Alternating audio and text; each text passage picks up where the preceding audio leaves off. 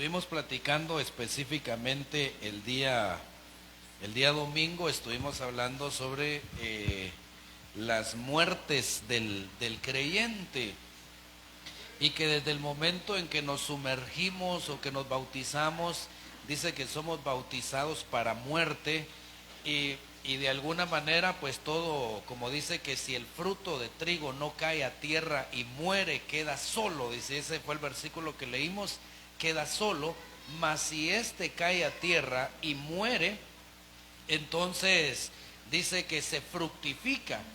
Entonces, de alguna manera, nosotros como hijos de Dios, desde el momento en que nos convertimos, estamos llamados a morir. Entre ellas vimos varias, vimos morir a los rudimentos del mundo, morir a las cosas terrenales, también vimos la muerte al yo, la muerte al pecado, y aquí me quiero detener un momento, me voy a detener en muertos al pecado, para darle algunas espiguitas ahí que creo que son importantes para que nosotros pues podamos vivir en plena libertad, sabiendo que Cristo Jesús dice que nos libertó del pecado y nos hizo siervos de la justicia.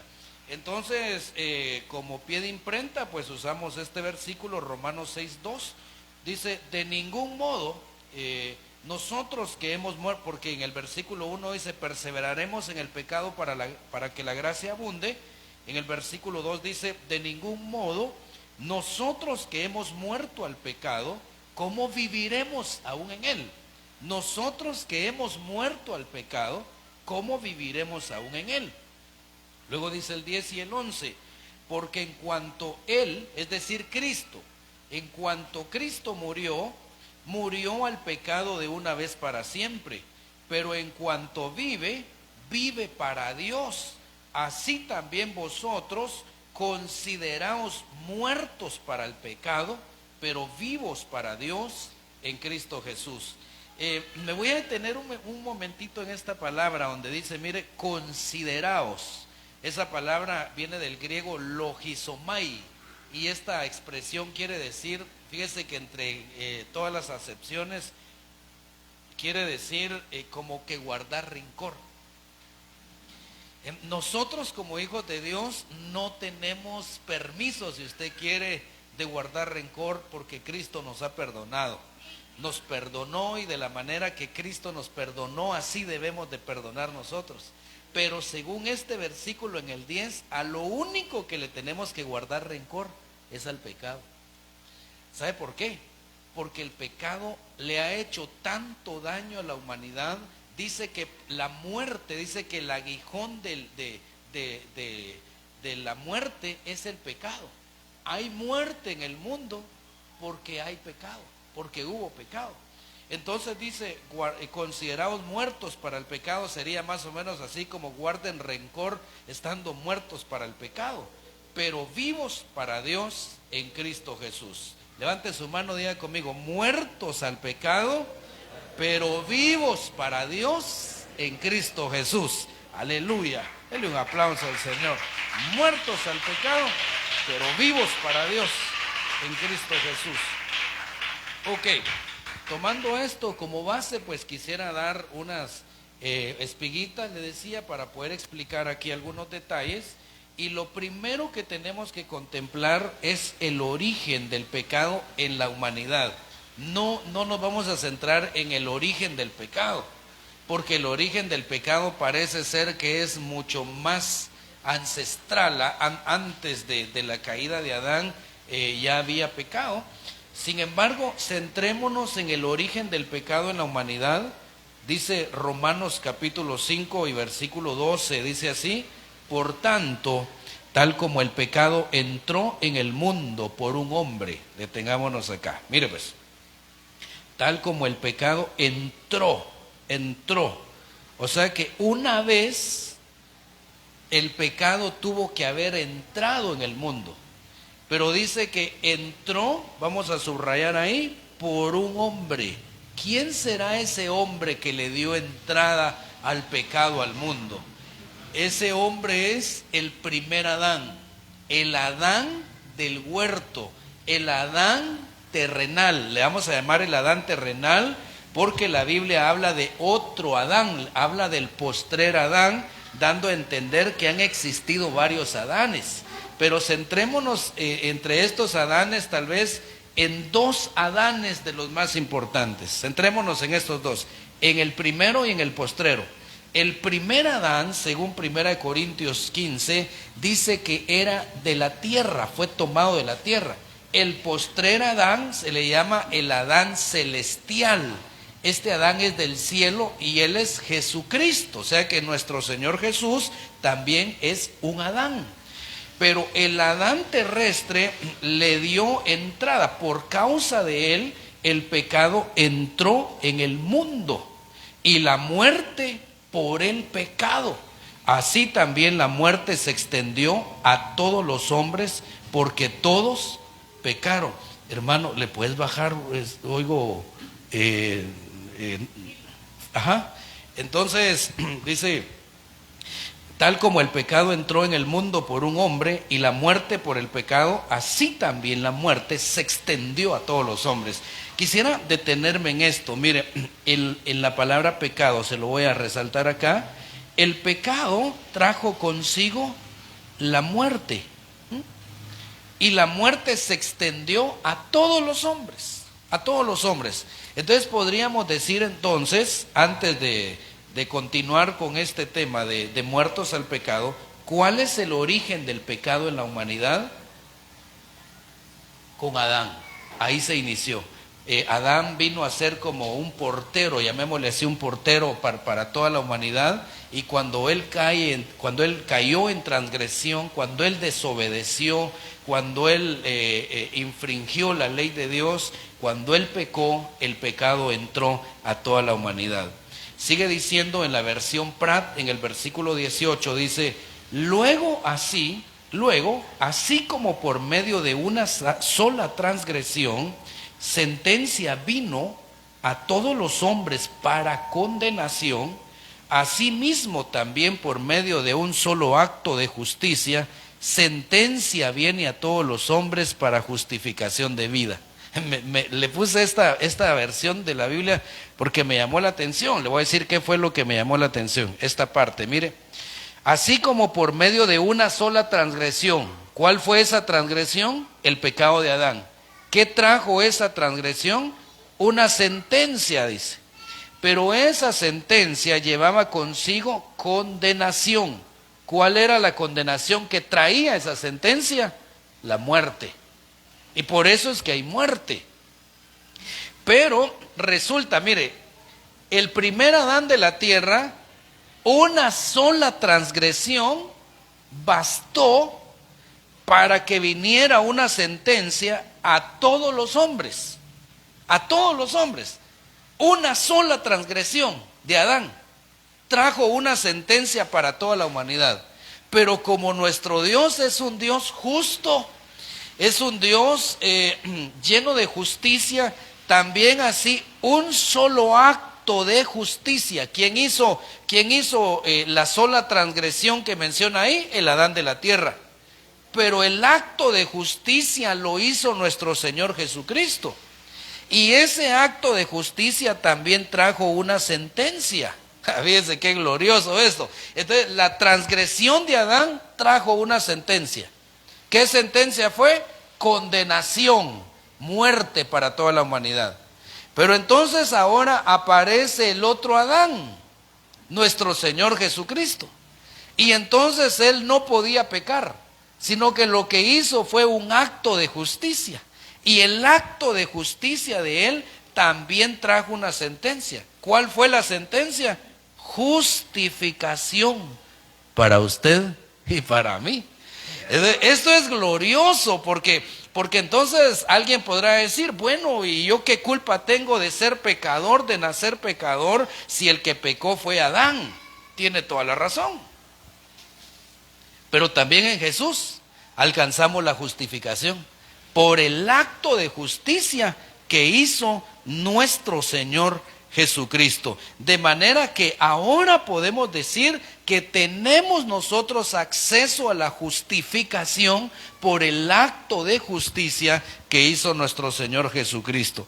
Miremos otro detalle en el versículo 19. Pues de la manera que por medio de la desobediencia de un solo hombre, los muchos fueron constituidos pecadores. Detengámonos acá otro momento. La desobediencia de un solo hombre. ¿Quién fue ese hombre? El Adán de la tierra. Por causa de él dice que los muchos fuimos constituidos ahí, pecadores. O sea, fuimos constituidos pecadores por la desobediencia de Adán. Sin embargo, por medio de la obediencia de uno solo, ¿quién es él? Jesús. Por medio de la obediencia de uno, los muchos suyos serán constituidos justos. Dígale, hermano que está a su lado, ahora somos justos por la gracia de Cristo Jesús. Entonces tendríamos que poner desobediencia al Adán terrenal, pecadores. Obediencia al Adán celestial nos constituyó en justos delante de Dios. Ahora bien, otro detalle que vamos a ver entonces, y aquí vamos entrando a la temática, es, como la temática es muertos al pecado, esto sería más o menos, le voy a poner una figura tal vez para luego desarrollar la temática. Jesús destruyó el pecado en la cruz del Calvario. Pero entonces ahora Él viene y nos deja a nosotros para que nosotros también venzamos al pecado. Así como Él mató al pecado, nosotros también de la misma manera. Eso sería más o menos, le voy a poner una figura, como vamos a ver, me parece que era Gedeón, si no estoy mal. Tenía un hijo que se llamaba Jeter, me parece que es Gedeón. Tenía un hijo que se llamaba Jeter, y entonces habían unos reyes de Madián. Eran dos reyes, uno se llamaba Seba y el otro se llamaba Salmuna. Y entonces dice que va Gedeón, los persigue, los alcanza, los captura y entonces los trae a las tierras de Israel. Y entonces está su hijito Jeter y lo pone a los dos reyes delante de Jeter y le dice, mátalo. Y entonces dice que Jeter, como era muchacho, tuvo miedo de sacar la espada, porque era muchacho, tenía temor, tuvo miedo. Entonces dice que Seba y Salmuna le dijeron a Gedeón, mátanos tú, porque así como es el hombre, así es su fortaleza. Y vino Gedeón, los mató. Entonces eso sería más o menos así. Jesús ya destruyó el pecado. Pero entonces nos da la orden a nosotros, mátalo. Pero por tal vez nuestro grado de inmadurez, que no logramos comprender tal vez el mundo espiritual, tenemos un poco de temor y todavía nos quedamos acariciando como que el pecado. Entonces resulta que aquí debemos de contemplar lo siguiente: ¿cómo quitar la esclavitud del pecado? Si Cristo, si ahora dice que ya no estamos en esclavitud del pecado, ¿cómo quitamos la esclavitud del pecado? Dice Romanos 6:6, sabiendo esto, que nuestro viejo hombre fue crucificado con él, es decir, con Cristo, para que nuestro cuerpo de pecado fuera destruido. Oiga, el cuerpo de pecado fuera destruido, a fin de que ya no seamos esclavos del pecado, porque el que ha muerto ha sido libertado del pecado. Pero ahora, mire cómo dice la Biblia textual, sabiendo esto, que nuestro viejo hombre fue crucificado juntamente con él, a fin de que el cuerpo del pecado fuera desactivado. Me llamó la atención esta Biblia, porque dice que nuestro viejo hombre fue crucificado juntamente con Cristo. Por eso es que el apóstol Pablo dice, con Cristo estoy juntamente crucificado. Entonces nuestra vieja naturaleza, es decir, la naturaleza pecaminosa, fue crucificado juntamente con Cristo, a fin de que el cuerpo de pecado fuera desactivado. Entonces como que hubo una desactivación ahí. Nos desconectaron del pecado. El cuerpo de pecado quedó desactivado con un propósito, para que no sirviéramos más al pecado, para que no fuéramos más esclavos del pecado.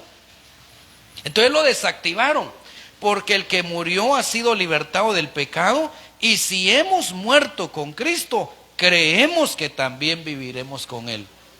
¿Quiere que le diga algo, hermano? ¿Cuántos ya le entregaron su corazón a Jesús?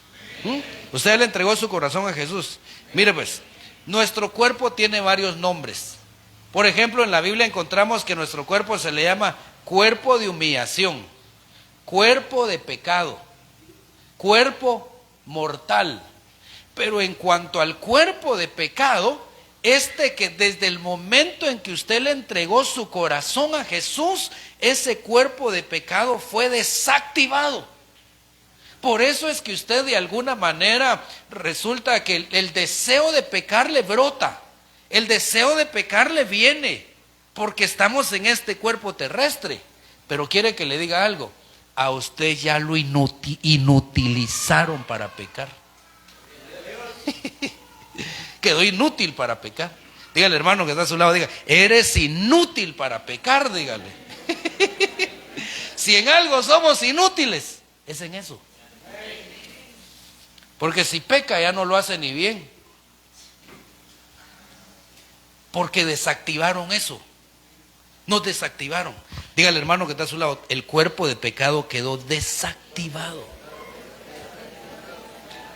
Si usted se convirtió plenamente, porque si se convirtió plenamente, usted de repente va a pegar un resbalón como hablábamos el domingo, pero luego va a venir como aquella clase de remordimiento que viene, inmediatamente va a querer venir a reconciliarse. Pero si usted no se convirtió, no lleva la vida igual, el pecado sigue reinando en ese cuerpo de pecado. Pero si usted le entregó su corazón a Jesús, nació de nuevo, entonces ese cuerpo de pecado quedó desactivado. Quedó desactivado. Entonces mire lo que dice en el versículo 17, solo que en la Biblia de Jerusalén. Pero gracias a Dios vosotros que erais esclavos del pecado. ¿Qué éramos nosotros? Esclavos del pecado. Habéis obedecido de corazón aquel modelo de doctrina al que fuisteis entregado. Y liberados del pecado os habéis hecho esclavos de la justicia. Eso quiere decir que antes éramos esclavos del pecado, ahora somos esclavos de la justicia. Diga conmigo, antes era esclavo del pecado, ahora soy esclavo de la justicia. Le damos un aplauso al Señor. Esclavos de la justicia.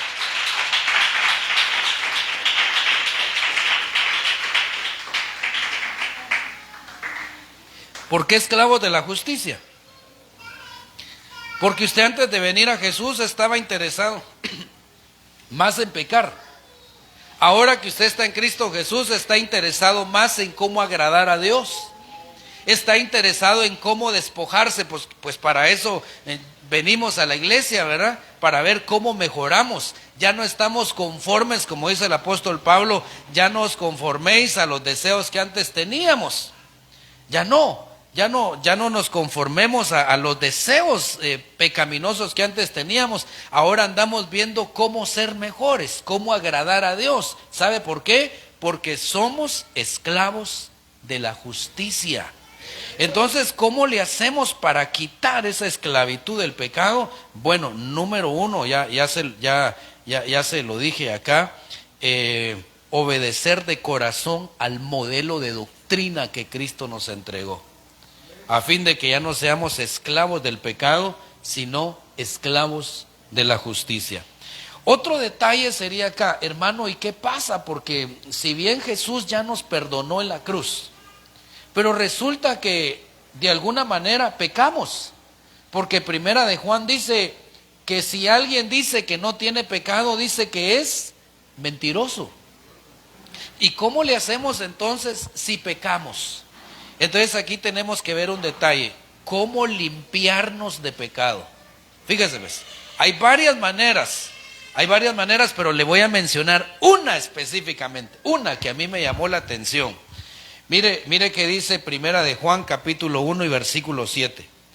Mas si andamos en la luz, cuán importante es andar en la luz. Como Él está en la luz, es decir, Jesús, tenemos comunión los unos con los otros. Y la sangre de Jesús, diga conmigo, la sangre de Jesús. Mire, y la sangre de Jesús, su Hijo, ¿qué hace? Nos limpia de todo pecado. Entonces aquí viene un punto importante. ¿Qué tenemos que hacer para ser limpiados de pecado? ¿Qué debemos hacer si de alguna manera nos contaminamos con el pecado? Aquí es donde viene la importancia de la comunión. Aquí es donde viene la importancia de congregarnos. Porque muchos le quitan el valor al congregarse. Solamente cuando nosotros tenemos comunión los unos con los otros, entonces la sangre de Jesús se pone en función. Recuerde que la sangre de Jesús no se desperdició al pie de la cruz. Esa sangre de Jesús la tomaron, se la llevaron a una ciudad celeste que se llama Sión, y allá se volvió sangre rociada. Y esa sangre de Jesús es activa.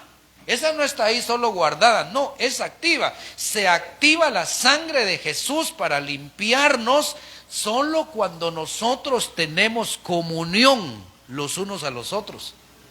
Y la manera de tener comunión los unos a los otros es congregarnos. Fíjese qué impresionante, porque así como cuando usted va a trabajar el humo de las camionetas y todo ese asunto, cuando usted viene lo primero que desea es pegarse un buen baño para sentirse limpio. Entonces en el mundo espiritual ocurre lo mismo. De repente usted en su caminar se contaminó, hay pecados en usted que necesita arrancar, que necesita limpiar. Entonces, ¿cómo le hacemos? ¿Cómo le hacemos? ¿Será que tomo cloro para que se me limpie el pecado? ¿O tomo, cómo se llama esa cosa para el COVID ahorita? ¿Cómo le llaman? Amonio creo que le llaman. ¿Será que tomo eso para que yo quede limpio de pecado? No. Aunque se tome 1,000,000 de barril de cloro, el pecado sigue ahí. Pero entonces ahora viene lo otro. Entonces viene el Padre y nos dice, ¿sabes cómo te puedo limpiar de tus pecados? La única manera que yo te limpie es que tengas comunión con el hermano que está a tu lado.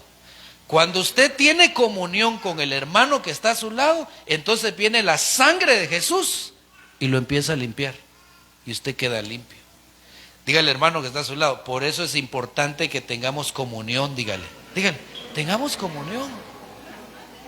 Mire, es que nuestro Padre no es un Padre, ¿cómo le llamamos? Un Padre de división, no es un Padre de separación, es un Padre de unión. Y a Él le agrada la unión, a Él le agrada que estemos unidos, a Él le agrada que busquemos la comunión. Entonces, cuando nosotros buscamos la comunión, quedamos limpios de pecado por medio de la sangre de Jesús.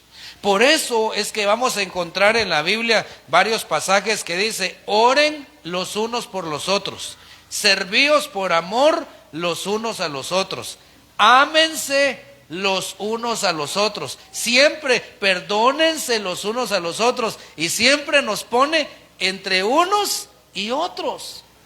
A Dios no le agrada que usted le caiga mal el hermano que esté a su lado, o de repente alguien de la congregación no le caiga bien y le guarde rencor. No, a Dios le agrada que tengamos comunión los unos con los otros. Cuando hay comunión, levante su mano y diga conmigo, cuando tengo comunión, la sangre de Jesús me limpia de pecado. Ah, qué bendición, hermano. Qué bendición.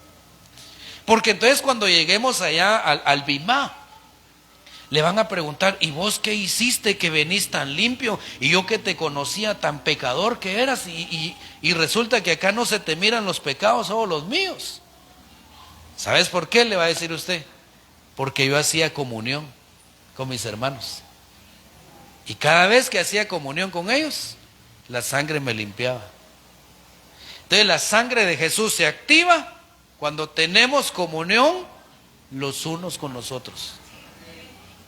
Miren, yo creo que nosotros debemos de quitar esas viejas mañas que se dan en las iglesias, hermano.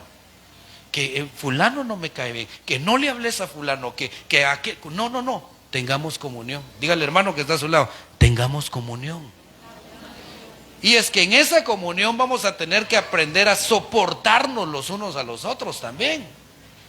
El soportarnos. La comunión activa la sangre de Jesús para ser limpios de todo pecado. Otro detalle. El Señor nos deja un libre albedrío. Él, aunque nos libró del pecado, nos libertó del pecado, pero entonces nos deja un libre albedrío cómo usar nuestros miembros. Usted decide si sus miembros los usa como instrumentos de iniquidad o los utiliza como instrumentos de justicia. Sus miembros. Al hablar de sus miembros hablamos de su boca, sus ojos, su corazón, sus manos, sus pies, sus oídos. ¿Mande? ¿Sí? ¿Cómo usa sus miembros? Sus miembros son instrumentos y dependiendo del uso que les dé, así va a ser para el pecado o para la justicia. Entonces mire el versículo bíblico, Romanos 6, 12 al 13. Por tanto, no reine el pecado en vuestro cuerpo mortal, para que no obedezcáis sus lujurias, ni presentéis los miembros de vuestro cuerpo al pecado como instrumentos de iniquidad. Es decir, el pecado está allá, aquí están mis miembros. Yo decido si presento mis miembros como instrumentos de iniquidad. Levante sus manos y diga conmigo, Padre, ayúdame a renunciar a que mis miembros sean instrumentos de iniquidad. Ya no. ¿Qué uso le va a dar? ¿Qué uso le va a dar? Sus miembros son instrumentos. Cada uno decide qué uso le da. Entonces dice el apóstol Pablo, les dice, no presenten sus miembros de vuestro cuerpo al pecado como instrumentos de iniquidad, sino presentaos vosotros mismos a Dios como vivos de entre los muertos y vuestros miembros a Dios como instrumentos de justicia. Hermano, que sus miembros sean instrumentos de justicia, ¿no? Que su boca, sus manos, sus labios, sus oídos, su corazón sea un instrumento de justicia, ya no un instrumento de iniquidad. Cada uno decide cómo utiliza los miembros que el Señor nos ha dado en nuestro cuerpo. Y a cada uno decide si los presenta como instrumentos de iniquidad o instrumentos de justicia. Pero Él nos da ese libre albedrío. ¿Saben qué? Yo ya los liberté del pecado. Decidan ustedes cómo utilizan sus miembros. Ustedes deciden si sus miembros son instrumentos de iniquidad o instrumentos de justicia. Eso sería como en el caso del campesino, ¿verdad? Del famoso machete. El campesino lo puede usar para poder limpiar la siembra que hace, o él lo utiliza para asesinar a alguien. Entonces los miembros que Dios nos ha dado, nosotros decidimos si los convertimos en instrumentos de justicia o en instrumentos de iniquidad. Y cuando los presentamos al servicio del pecado, los miembros que tenemos en nuestro cuerpo, los hacemos instrumentos de iniquidad. Y ahí volvemos a ser esclavos del pecado. Pero si nuestros miembros los volvemos instrumentos de justicia, nos volvemos esclavos de la justicia. Entonces que nuestros miembros mejor sean instrumentos de la justicia. Instrumentos de justicia. Dígale, hermano que está a su lado, que tus miembros sean instrumentos de justicia. Instrumentos de justicia. Ya no los presentemos a la iniquidad. No los presentemos a la iniquidad, porque el Señor ya nos hizo libres, nos libertó del pecado. Otro detalle, tenemos que despojarnos del pecado para correr la carrera. Y esa palabra despojar es como arrancar, es como quitar, es como desnudar. Entonces mire qué dice la Escritura en Hebreos 12:1. Mire cómo dice: por tanto, puesto que tenemos en derredor nuestro tan gran nube de testigos, despojémonos también de todo peso y del pecado pero me llama la atención, mire que dice que tan fácilmente nos envuelve.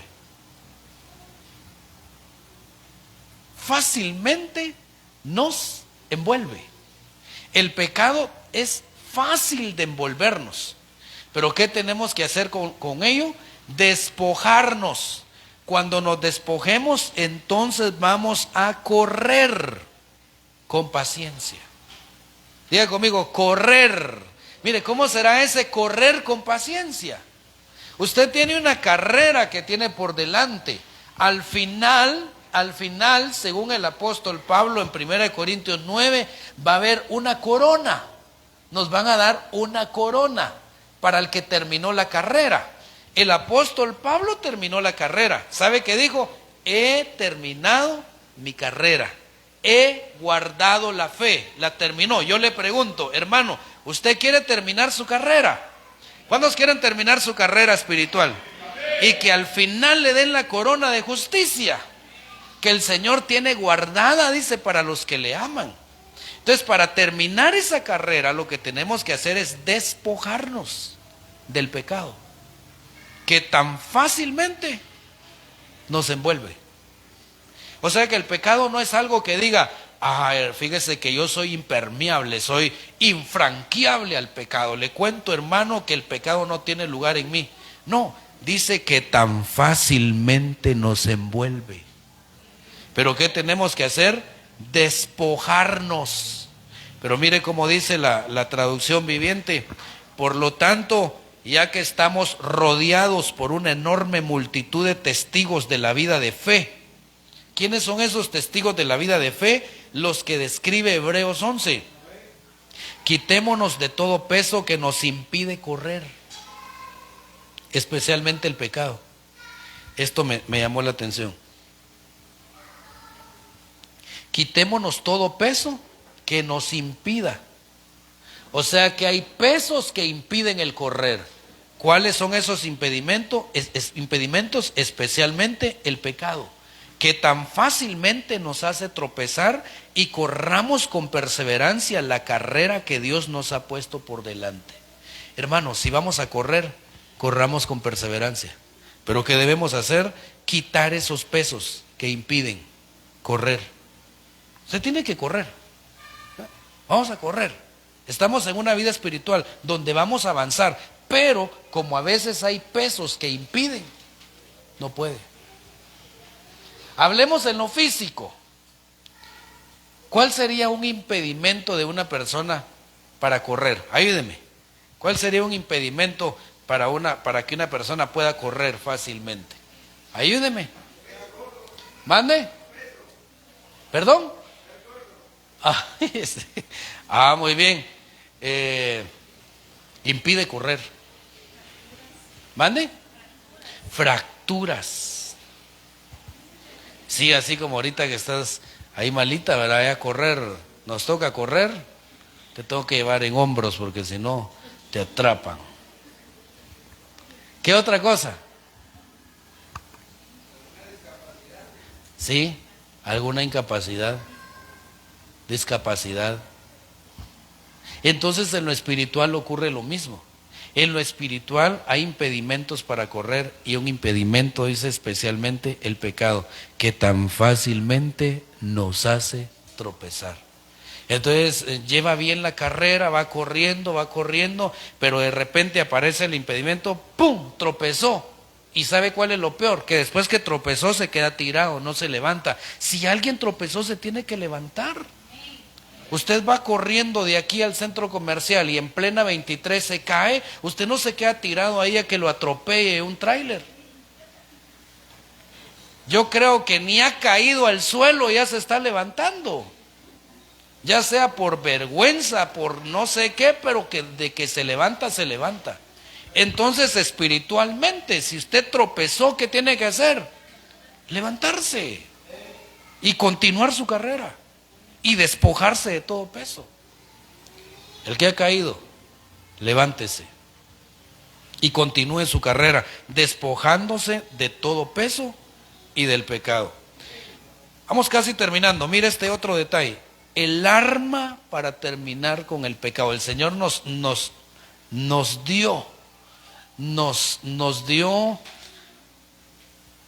las armas para terminar con varias cosas, y una de ellas es terminar con el pecado.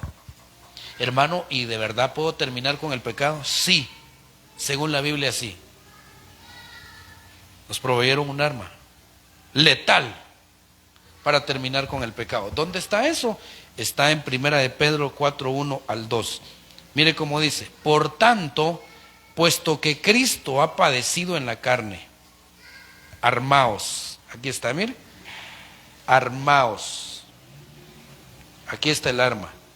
Armaos también vosotros con el mismo propósito, pues quien ha padecido en la carne ha terminado con el pecado, para vivir el tiempo que le queda en la carne, no ya para las pasiones humanas, sino para la voluntad de Dios. Aquí me quiero detener un momento y le voy a poner un ejemplo. Mire pues, le voy a poner un ejemplo y luego regreso.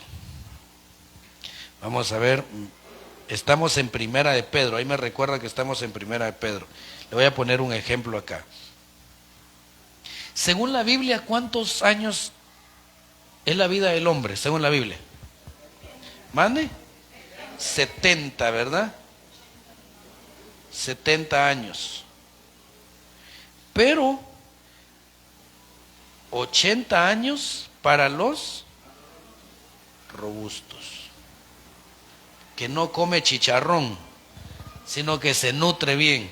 Y luego está, acá, vamos a anotar acá, sería larga vida. ¿Quiénes pueden tener larga vida? Sí, honra a tu padre y a tu madre. Pero entonces la Biblia la vida puede ser acortada o puede ser alargada. Pero entonces pongamos, yo le deseo larga vida a usted y que Dios le dé exanastasis. Pero pongámosle que no fuera así. Pongámosle que usted va a vivir solo 70 años.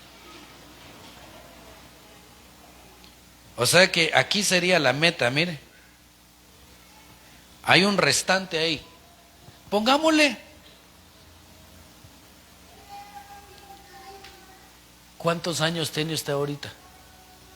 No responda usted, solo ahí en su mente. ¿Cuántos años tiene?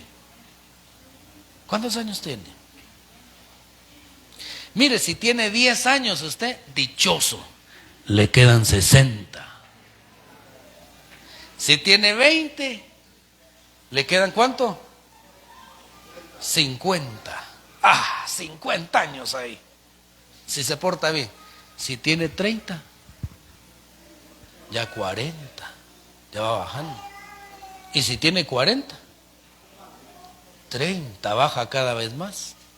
Y si ya le pega a los 50, 20. Y si ya le pega a los 60, 10. Y si ya le pega a los 68, póngase pila, ¿verdad? Porque... pero entonces mire, pues, pongamos que usted tiene 50. Entonces le queda 20 años. Vamos a poner acá 20 años. Pongámonos que alguien tiene 50. ¿Cómo va a vivir esos 20 años? Solo hay dos formas. El resto, su vida tiene un resto. ¿Cómo lo va a vivir? Haciendo la voluntad de Dios. Vamos a ver el pasaje que estamos leyendo y luego regresamos acá. Haciendo la voluntad de Dios. Dice ahí. No ya para las pasiones humanas, sino para la voluntad de Dios.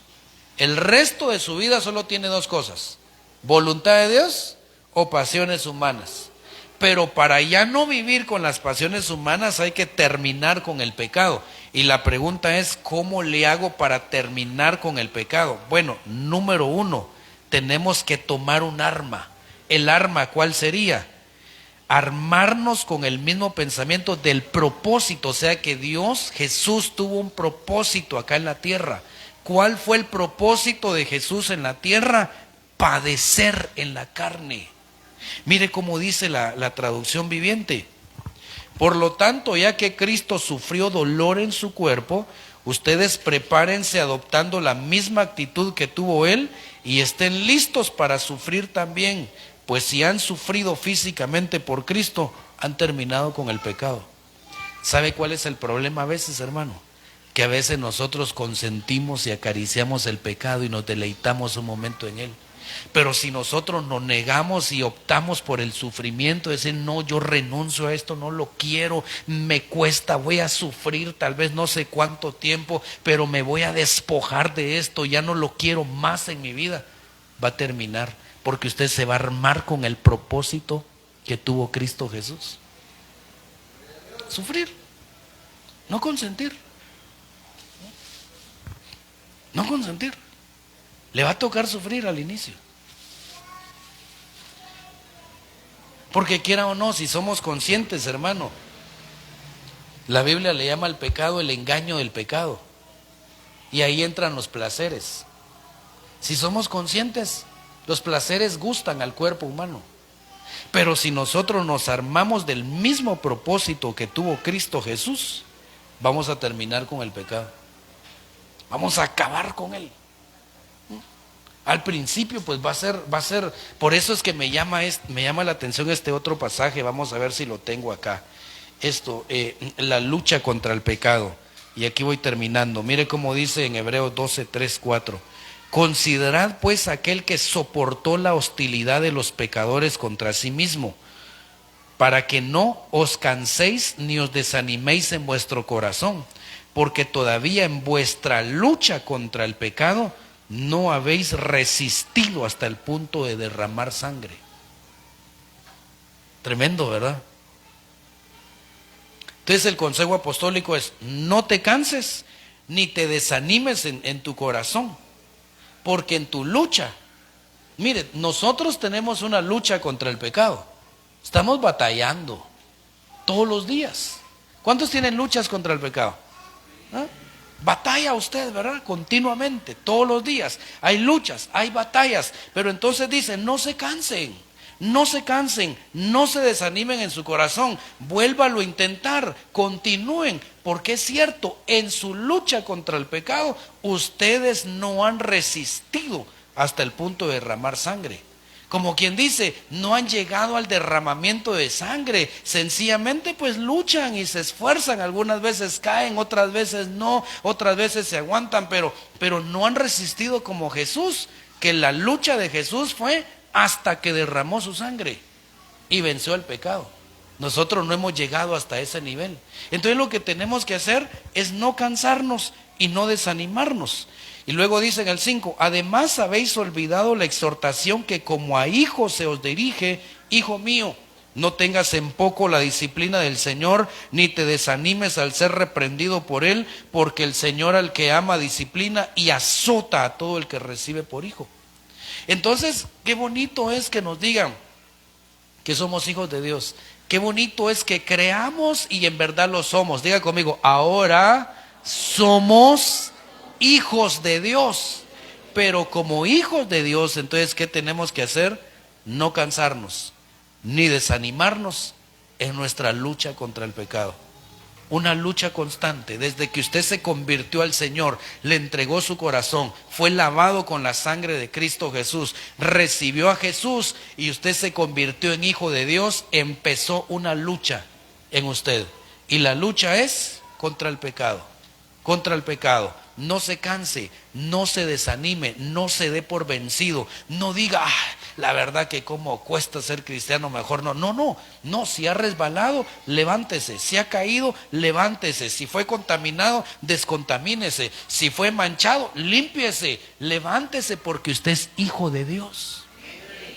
Y entre los hijos de Dios miramos dos, uno que se quedó en casa, pero se amargó. El otro se fue de la casa a la posilga, pero allá recapacitó. Y allá dijo, me levantaré, iré a la casa de mi padre, allá hay abundancia de pan, y le diré, Padre, he pecado contra ti, contra el cielo, y ya no merezco ser llamado tu hijo. Pero se levantó y regresó a la casa del Padre. Usted es hijo de Dios. Dígale, hermano que está a su lado, como hijo de Dios, No te desanimes, ni te canses en la lucha contra el pecado. Búscame aquel pasaje donde dice como hijos obedientes. Hay un pasaje que está en la carta del apóstol Pedro, dice como hijos obedientes. Sed santos porque vuestro Padre es santo. Entonces, como hijos, no nos cansemos. Vamos a ver, lo voy a buscar acá, vamos a ver dónde está.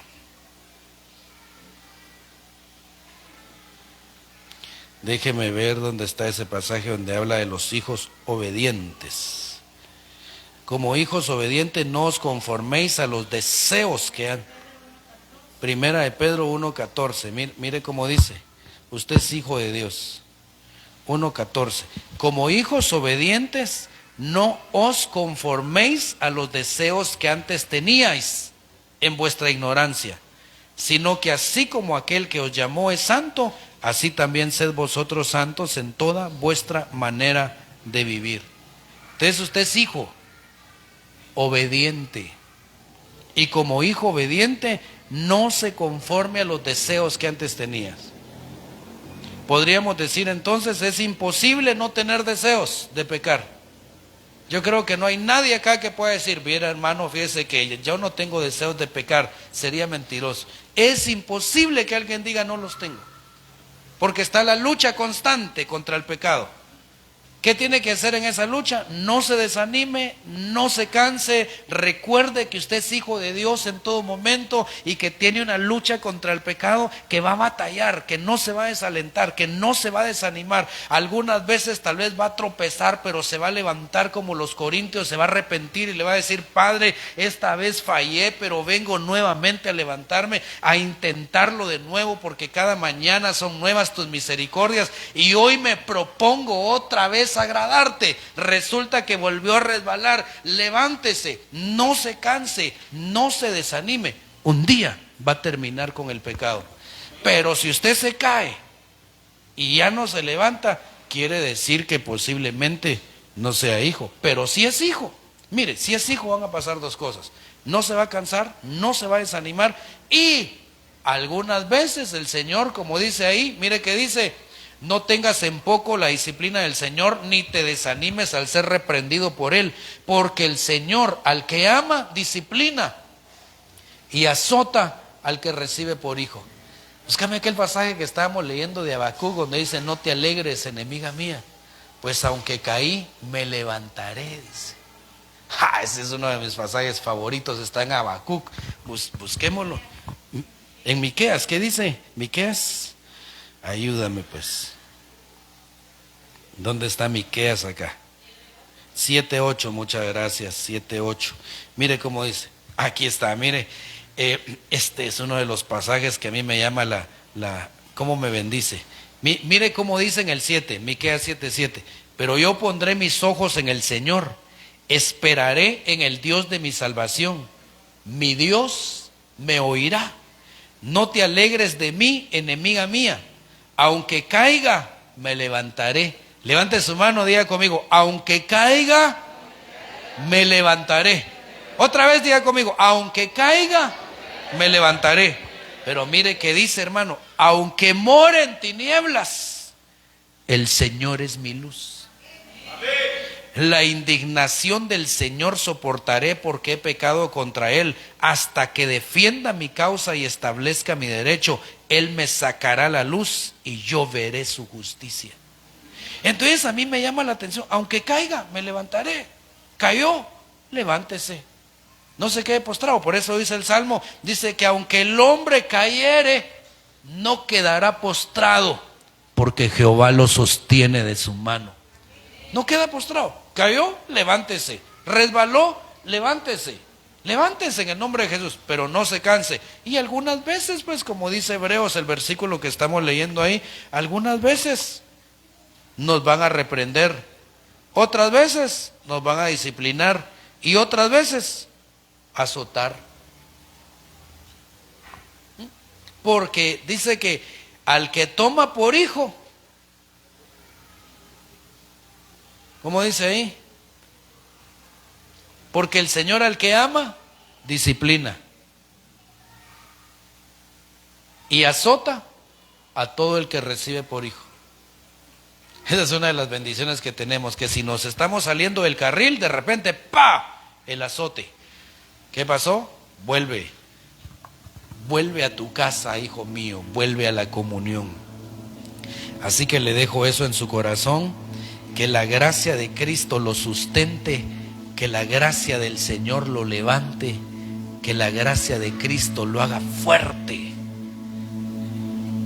Y en el nombre de Jesús, luchemos, sigamos luchando, sigamos batallando contra el pecado.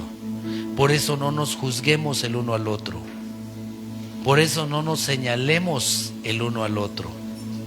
Oremos los unos por los otros. Como dice Gálatas, si alguno fuere sorprendido en alguna falta, vosotros que sois espirituales, restauradle con espíritu de mansedumbre. No nos juzguemos, no nos señalemos. Mejor oremos los unos por los otros y no nos cansemos. Levanté, como dice Salmos también, aquellos confían en carros y en caballos, mas nosotros del nombre de Jehová haremos memoria. Ellos caen y no se levantan, mas nosotros estamos en pie. ¿Sabe por qué? Porque nuestra fortaleza está en Jesús. Si ha resbalado, otra vez le digo, levántese. Si ya lo intentó más de 5 veces, vuélvalo a intentar. No se sienta hipócrita. Usted es un luchador. Está en lucha contra el pecado. Y en esa lucha no se canse, no se desanime. Resista. Resista. Póngase de pie. Póngase de pie. Le vamos a pedir al Señor que Él nos dé resistencia contra el pecado. Que nos dé resistencia. Que seamos resistentes contra el pecado.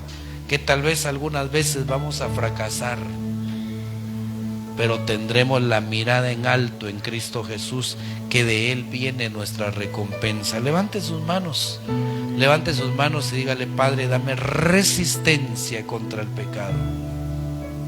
Ayúdame a morir al pecado. Quiero morir al pecado, quiero luchar, quiero resistir. Quiero luchar, quiero resistir.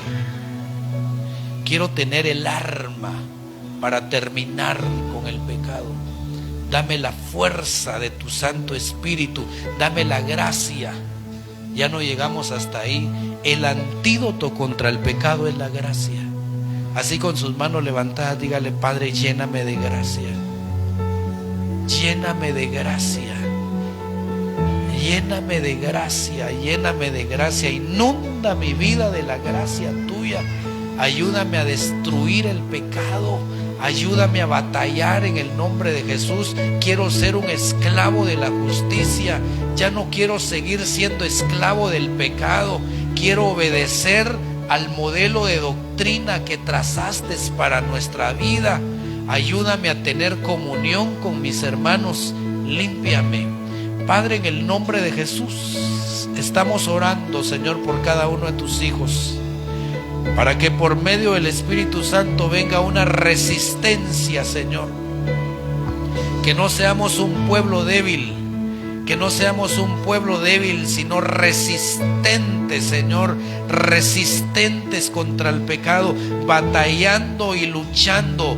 En el nombre de Jesús, reprende todo desánimo, reprende, Señor, todo cansancio espiritual, y te ruego que tus hijos vuelvan a la fortaleza, así como cuando tu siervo David habitó en la fortaleza. Que tus hijos habiten en la fortaleza, Señor, batallando contra sus enemigos, pero saliendo vencedores, victoriosos, como dice tu palabra. Irán de poder en poder hasta ver a Dios en Sión. Te ruego que tus hijos vayan de poder en poder hasta ver a Dios en Sión, en el nombre poderoso de Jesús de Nazaret.